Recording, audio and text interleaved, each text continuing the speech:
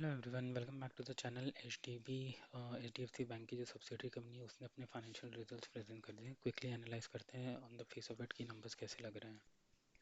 सबसे पहले रेवेन्यू पे एनालाइज करते हैं। अगर अपन टोटल रेवेन्यू देखें इस पर्टिकुलर क्वार्टर में, वो 3980, 3885 एंड 35। अगर अपन क्वार्टर ऑन क्वार्टर अगर अपन इस नंबर की बात करें तो 2 से 3% का इंक्रीज आपको यहाँ पे दिखेगा, और ईयर ऑन ईयर आपको टोटल रेवेन्यू में ग्रोथ अप्रॉक्सीमेटली 12-15% के आसपास का दिया गया। So this is a good set of number of growth. ठीक है, कंपनी जैसे जैसे डेफिनेटली जितना जितना डिसबर्समेंट करेगी उतना ज़्यादा ही अर्निंग्स होगा। So this is the pure set of the business, ये उसका pure set of the business growth आप मान सकते हैं।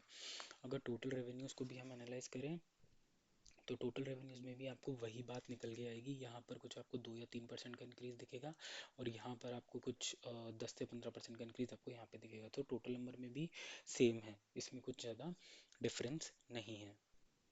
फिर टोटल एक्सपेंसेस की बात कर लेते हैं। देन वी विल सी अगर इसमें से कोई एक टर्म अपन को एनालाइज करना है। टोटल एक्सपेंसेस आप देखेंगे 1312, 37,632 and 35। So probably in numbers को भी अगर आप एनालाइज करोगे तो यहाँ से यहाँ आपका कुछ या 2% के आसपास का इंक्रीज दिखेगा क्वार्टर ऑन क्वार्टर पर, और आपको ईयर ऑन ईयर में कुछ 8 से 10% का आपको यहाँ पे इंक्रीज दिखेगा। So that is also a good, like cost grow हो रही है slower then revenue, which you can definitely interpret. तो वो एक पॉजिटिव साइन के आसपास भी आप देख सकते हैं। देन मेन इज प्रॉफिटेबिलिटी, कि प्रॉफिट इन्होंने कितना कोट करा है इस time. That is profit for the period is 6431, 5418 and this. अगर अपन क्वार्टर ऑन क्वार्टर देखें प्रॉफिट को, सो दैट्स अ गुड 11% के आसपास का इंक्रीज आपको यहाँ पे दिखेगा। और अगर आप ईयर ऑन ईयर अगर अपन इसे एनालाइज ईयर ऑन ईयर अगर आप देखना चाहेंगे इसे, तो अप्रॉक्सीमेटली आपको 35% के आसपास का इंक्रीज आपको यहाँ पे दिखेगा। So numbers are definitely good. So overall अगर अपन नंबर्स को देखें तो ये जो एनबीएफसी है जिस बिजनेस सेगमेंट में है उसमें फंडामेंटली स्ट्रॉन्ग तो है, वेल मैनेज भी है, क्लीन ग्रोथ है, रिस्क भी इन्होंने कंट्रोल कर रखी है। ठीक है, सो ये सब इसके पॉजिटिव फैक्टर्स हैं, है ना। असेट क्वालिटी भी इसकी स्टेबल है, प्रॉफिट भी जेन्युइन ही है।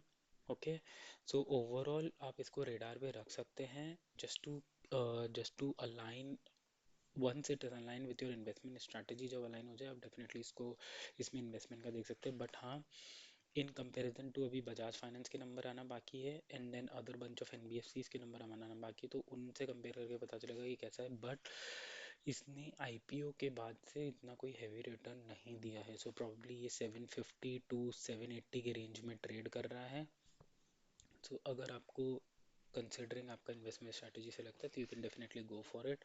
लेकिन देखते हैं इसको एनालिस्ट और ऑपरेटर्स कैसे ट्रीट करते हैं 16 तारीख को। Cool, thanks for watching, please like and subscribe.